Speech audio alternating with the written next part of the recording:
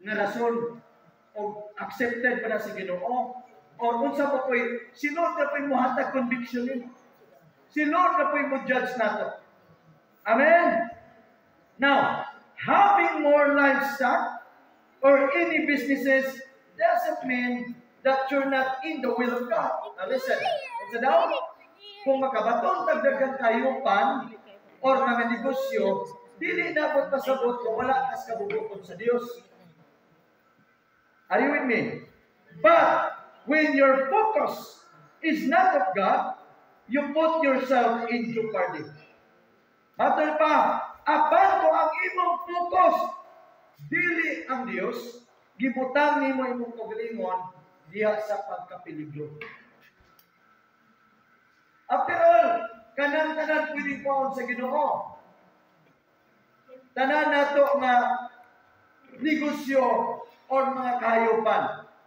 So, ang ba't pasabot dili ba't pasabot nga wala kas kabubuton sa Ginoo. Gusto sa Ginoo makabaton tagdaghang kahayupan. Amen.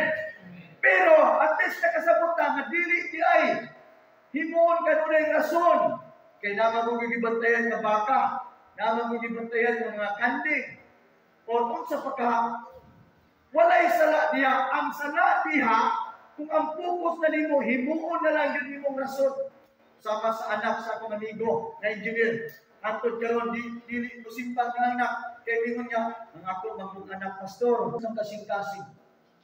Amen. Na kung ang atong kumpiyansa na sa Lord, dito nga bahala na ka Lord. Ikaw na di bahala Ginoo. Basta kay priority na ko. Basta kay abing Ibson, labanan gyud sa Ginoo. I tell you, labanan gyud sa Ginoo. Si Lord di mamuhat as long as klaro ang atong kasing-kasing. Saktong kondisyon atong kasing-kasing. Amen. Nga atong kasing-kasing nahigugma gyud sa Ginoo. Nga andam gyud mo sakripisyo. Andam gyud mo buhat para sa Ginoo.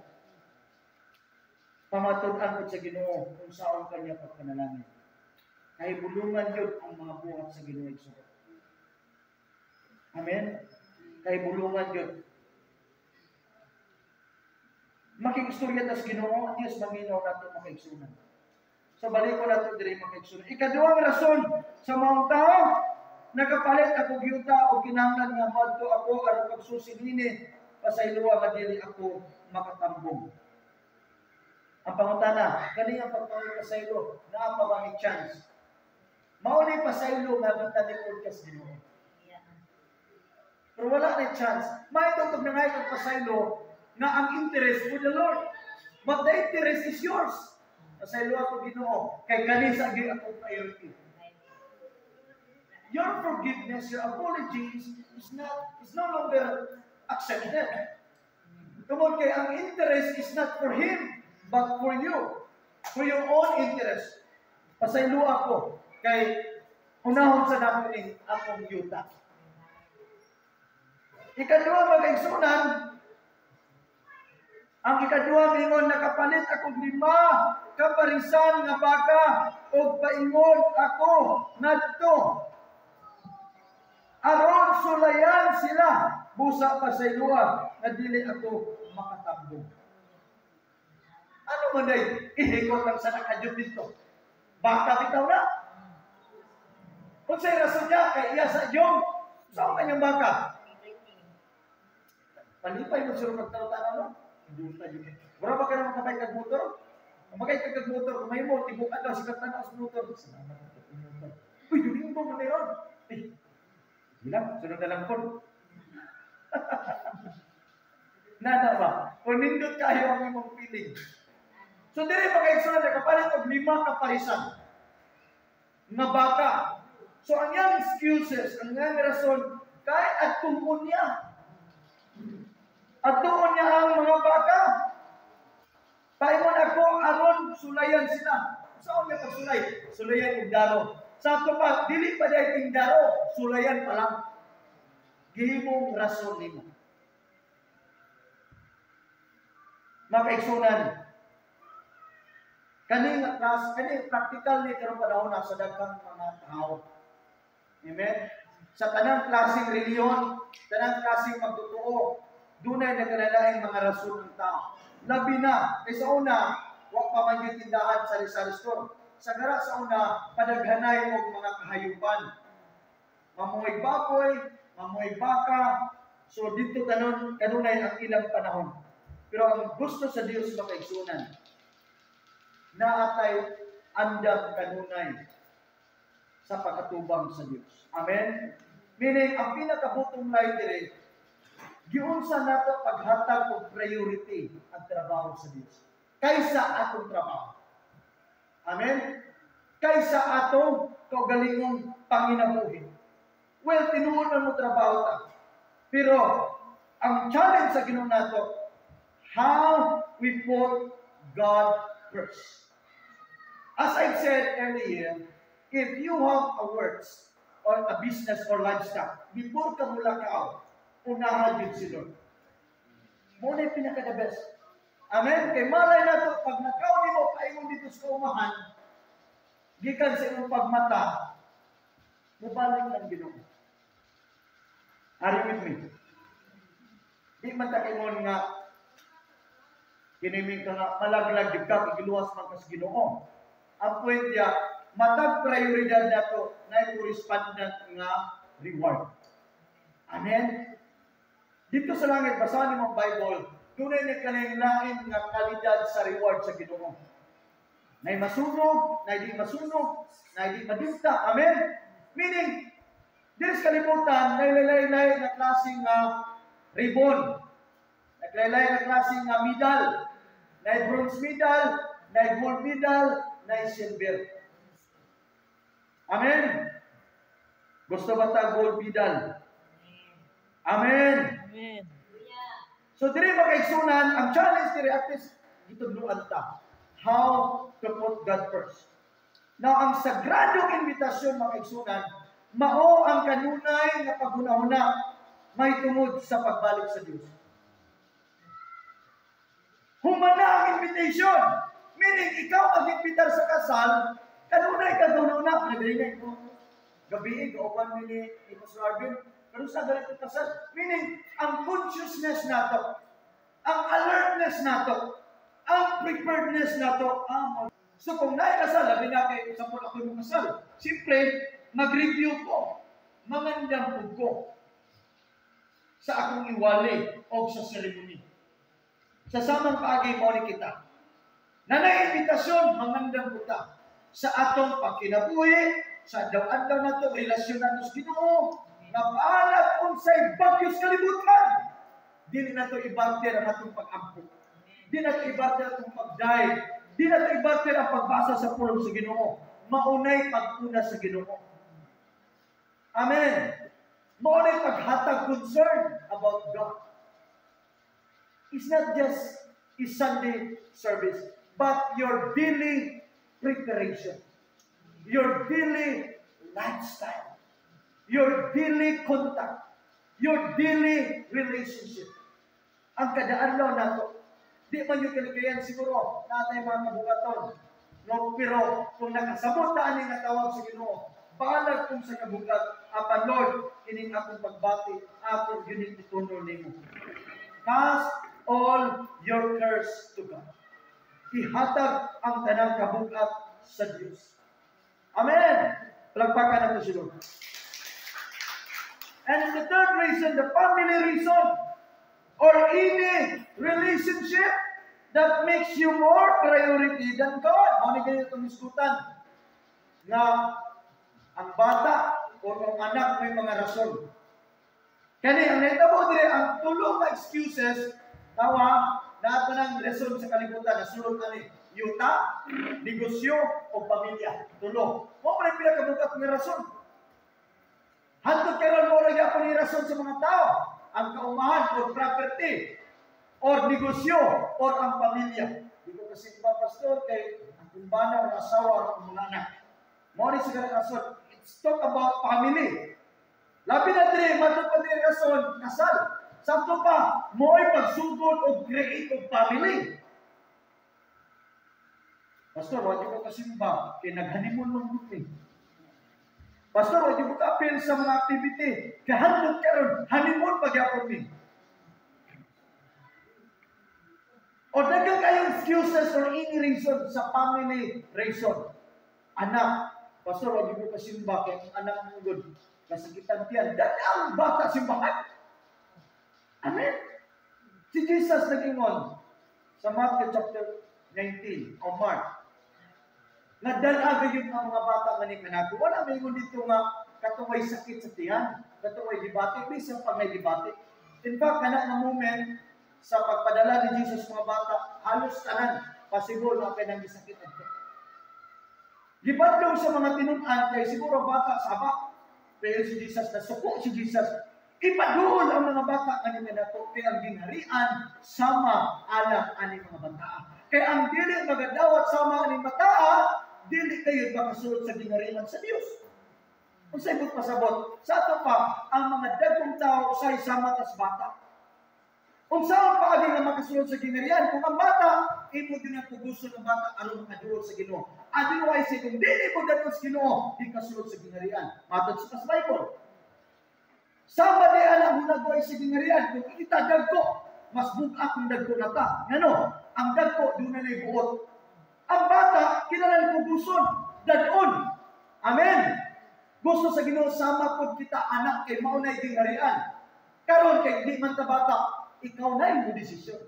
Otherwise, kung di mo ka mo desisyon, sama po dati na kasunod sa ginharian. That's simple. Amen? Nga ang ginharian sa Diyos sama sa bata.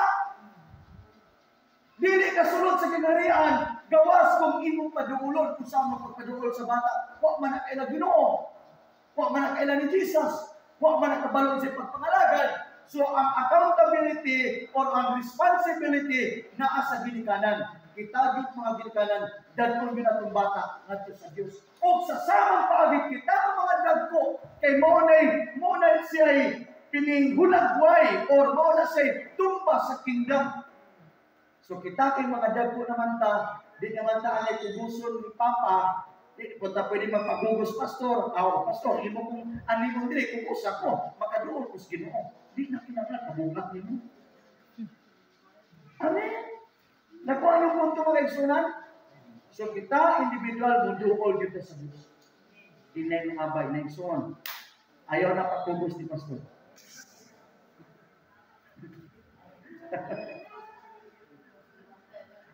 Muduol kita. So kini nga rason, kasal. Usahay, sa garap, daghan nga rason. Sa bana, sa asawa. Labi nang mag-away. Ngayon niya, ikaw na lang pastor, magkami. Nakitsi mo magbuot ang pulong sa Ginoo, ang Diyos o ikaw. Otherwise, kung hindi ka ganang mga lagas Ginoo, well, it's your own choice. Amen? So, kung gusto ka mga lagas sa Ginoo, pasidadaan ka sa pulong sa Diyos. Bukat man ang away mo sa Ginoo, dadaan nga sa Ginoo. Amen? At least, nakatuman ka sa prinsipyo sa Ginoo. Pero kung dili ka ani, musubak yan or di ka mutungan sa pulong sa Ginoo, sa ato pa, ikaw ang maningkamot musulbat sa iyong problema. Maaptan ka gyapon siyam-siyam, maglisod kag sulbat sa iyong problema. Pero tugutan nimo ang Ginoo. Kay ngano ang Ginoo pwedeng ikaw pinya kasikaso sa ta. Bisa pa kung sana kasuko, pero kung Ginoo nang mahikap ana, mahibulog ka nga manampit na nimo. Amen. Amen! So, okay. Hapit at tanawaman. Tungod nini, mipauli ang sulugoon. So, gindi niya ang tanan sa iyang agalon. Labihang suko. O sa nita mo sa agalon? Nanong suko kayo ang agalon? Singnan ka? Ang tanan nga miyas. Ang tanan po, di ba? Are you with me? Nganong nasuko kayo magalon? Malikot ko. Ang tanan nga miyas. Ito nangalagad is Ginoo ba? Apan wa ka na hutay. Muna yung ni Jesus ang mula hutay dyan. Nagbuol ta ang agalon. Kung sama, pag-abot na sa agalon at sa sulugoon, andam na ang bangkite. Alay na mo. Mo pag yun doon gihimong rason. Mo pagay panahon na ang ilang mga rason. Na paminaw mo ni, naganta mo simple logic. Kinsa ba dire kung magbangkiti ka or nalang kasal or unsa ka kung ang pamilya po na nakabos kung maayo wala sila di panginabuhi wala ko tutututol sa pangalagan sa Ginoo wala gi ampo-ampo wala na gi mga pagdayeg sa Ginoo nya karon balik ta padayon ta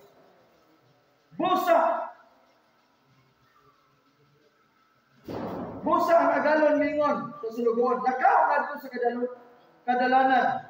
O sa kasuok-suukan. Nangita yung tao ang agalon. Sa ilan ka? Sa gawas, sa mga lungsod o pania ang mga tao aron mapuno ang akong balay. Grabing concern sa agalon. Kung unsay giandam niya, dapat yun makaon sa tanan. Dapat ma-enjoy sa tanan. Pero kung ang tao nagdidili, wala kita may tawa, nagrespeto si Lord sa free will sa tao. Di rin mo masabtan na di yun tarubot. Kung di yun ka mo desisyon mo, dangog sa Diyos, mo lagad sa Diyos, mo priority sa Diyos, imo ginang choice. But at the end of the day, di nagyapon ta katilaw sa giandam sa atong agalon. So ilang galon, pangitan ito sok. Hastag sukuha. Ingon din siya. Sortihan ko kamo. Walay usan ni adtong unang gidapit. Sortihan ko kamo. Walay usa ni adtong unang kong gidapit nga makatilaw sa ako kumbina. Litso na uta.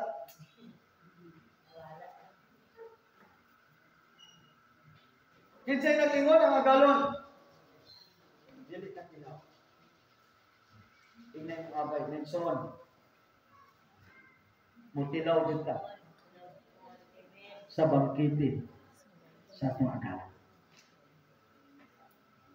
Conclusion.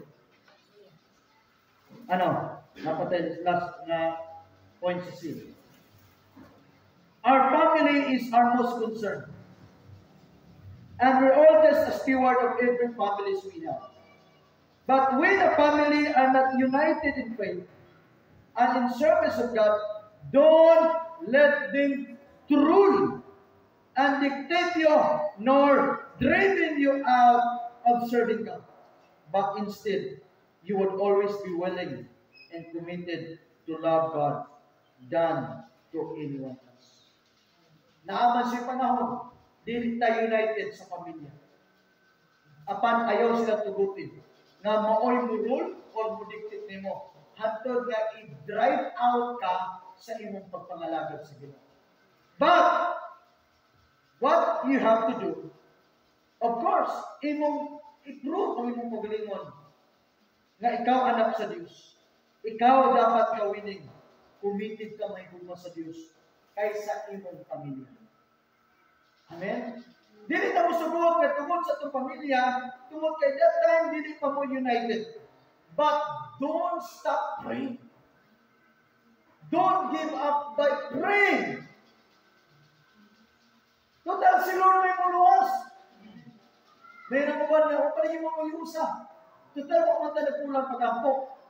Tubuti si Lord, mamuhat sa iyong saktong oras o panahon. At the end of the day, mabutan sa panahon, well, individual niya punta ko at ubang sa Ginoo. So, anyway, kita na dili ni papaspasay, dili ni palabonay, importante na tayo gitawag og constant. Amen? Or consistency, perseverance. Amen? Endurance. Lahutay na kita makaigsunan. Ang issue diri makaigsunan, kining gitawag og preparation. Because we are called by a secret invitation. Gitawag ta sa sagradong invitasyon. O kining nga invitasyon was already given. Amen. Doon na invitation nimo. Gitagaan na kang invitasyon. Ang ato na lang karon, are you ready? Andam mo ta. Amen. Sa tanang panahon, dapat andam ka. Conclusion. Our daily living determines how you get ready to face the Lord. Ato palakpakan siya. Ang atong matag-adlaw nga pagkinabuhi, nagdeterminar kini giunsa nato pagpangandam nga tubang ta sa Dios. Hinumdumi mga kaigsunan ko na gusto sa Ginoo mamunga. Amen? Gusto sa Ginoo magamit ka. Dili lang ta ingon nga casual nga Kristohanon. Apan mahimo ka dapat nga fruitful, quality, o determinado na atay willingness bisan sa sakripisyo na panahon nga naay pagsulay sa kinabuhi. Dili nato pwedeng i-barter kining dako nga event. Kay dako ni nga bangkiting son. First table tantanan. Amen. Sa daw, ingay abay, ina nga first table tantanan. Kung sa'yo may tabo, kung dili ka first table. Mayo dato, dili ka first table. Mayo dato, magkataon ng yapon para dito sa kusina. Are you with me? O na kay di na mo katatilaw. Di man katatilaw sa magyapon at kumahitabo sa the 12 virgin. Pag-abot sa galon, gisiranan. Nagsinisirap na nokto. Dili na abili. Muna ni may tabo. Nagdili na yung katilaw. Ano yung katilaw? Di man ka kasunod. Naamata sa gitawag ko first class na function hall. Amen? Kunya, ang atong mga lamisa dito, ang mga lingkuranan, doon na naka-indicate na pangalan dito. Na kay paguli ng lingkuranan dito. Amen. O kanyang pagkaon, basta. Amen? Nakadumdum ko na I'd like to end this sermon